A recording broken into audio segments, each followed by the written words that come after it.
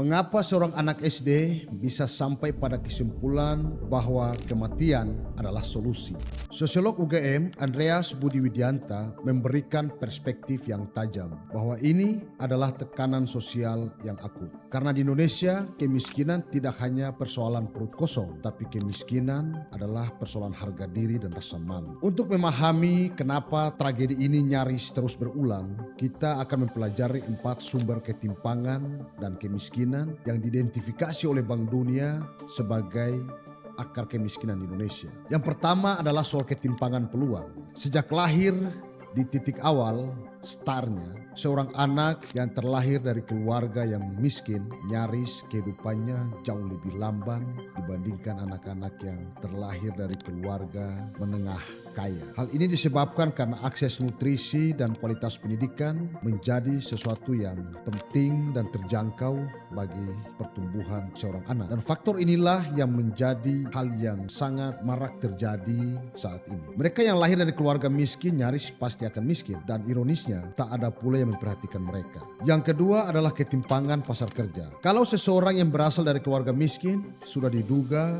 dia akan memiliki keterbatasan bahkan kesulitan untuk mengakses pendidikan yang layak. Maka hasil akhirnya memposisikan mereka pada level rendah dengan upah yang kecil. Yang ketiga adalah soal konsentrasi kekayaan. Kekayaan nasional yang hanya berputar pada segelintir orang membuat mobilitas sosial vertikal bagi penduduk miskin menjadi hampir mustahil. Dan yang keempat adalah ketahanan terhadap guncangan. Bagi keluarga yang rentan, satu episode aja sakit dan kenaikan harga pangan bisa langsung menjerumuskan dia jatuh di bawah garis kemiskinan yang ekstrim. Fakta tidak bisa berbohong karena data selalu menunjukkan kuasanya. Kawasan Indonesia Timur tetap menjadi wajah paling buram dari potret kesejahteraan kita. Per Maret 2025, angka kemiskinan di Provinsi Nusa Tenggara Timur mencapai 18,60%. Sebuah kontras yang sangat menyakitkan jika dibandingkan rata-rata nasional sebesar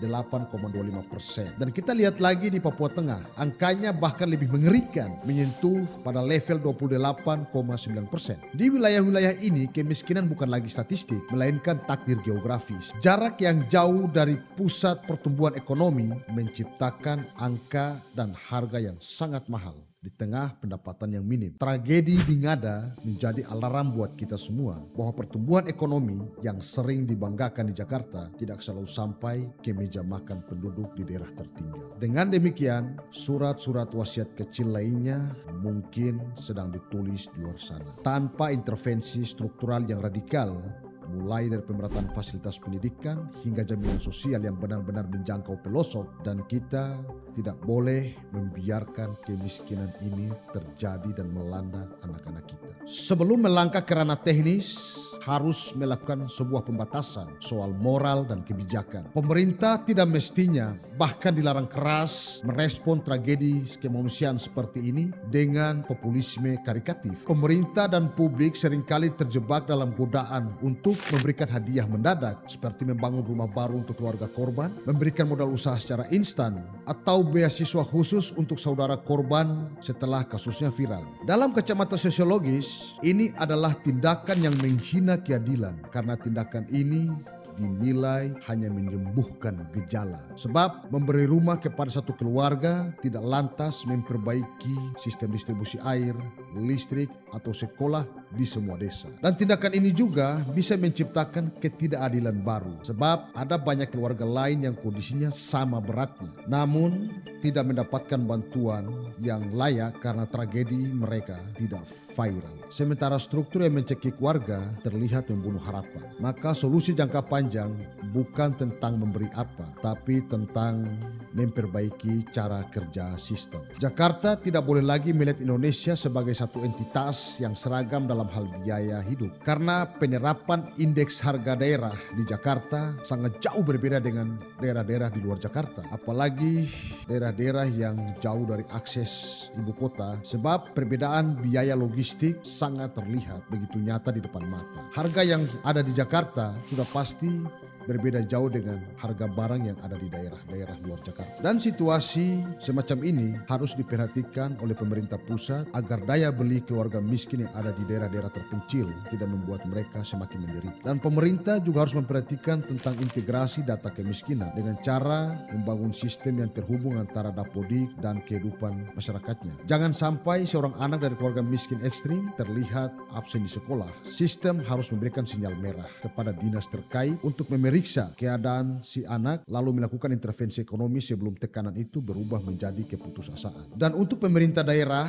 sudah saatnya berhenti menjadi penonton dan harus mulai menjadi pengatur beban warganya. Pemerintah daerah harus benar-benar fokus dan memperhatikan bahwa tidak ada lagi biaya-biaya tersembunyi yang tersebar di sekolah-sekolah. Pemda harus menjamin secara hukum bahwa sekolah benar-benar nol biaya. Tidak boleh ada lagi pungutan-pungutan seragam, biaya gedung, iuran, dan sebagainya. Apalagi kegiatan-kegiatan yang dibebankan kepada keluarga di desil kemiskinan terbawah. Karena biaya pernak-pernik ini harus ditanggung sepenuhnya oleh APBD. Pemerintah daerah juga harus memperhatikan penguatan logistik mikro dan koperasi. Karena kemiskinan seringkali terjadi disebabkan karena harga jual para petani anjlok karena dimainkan oleh para tengkulak. Dan Pemda harus membangun infrastruktur, pasar, dan koperasi yang sehat agar pendapatan orang tua siswa tetap stabil. Jika ekonomi keluarga stabil, maka beban mental anak akan bisa berkurang secara otomatis. Kesimpulannya, kematian YBR adalah sebuah pesan tertulis dengan tinta kepedihan yang ditujukan kepada kita semua. Jika suatu negara berhasil membangun gedung-gedung pencakar langit, namun gagal menyediakan satu buah pena bagi seorang anak di Provinsi Nusa Tenggara Timur, maka ada yang salah dengan fondasi moral dan sosiologis bangsa ini. Ini bukan sekedar tragedi di Ngada, tapi ini adalah luka wajah Indonesia. Kita tidak membutuhkan pejabat yang menangis di depan kamera sambil memberikan kunci rumah kepada keluarga korban. Yang kita butuhkan adalah pejabat yang bekerja keras di balik meja untuk memastikan bahwa tidak ada lagi anak di negeri ini yang harus menghitung sisa uang orang tuanya sebelum berangkat ke sekolah. Sebab tragedi Ngada adalah kegagalan sistemik, maka obatnya haruslah perbaikan sistem, bukan sekedar bagi-bagi hadiah.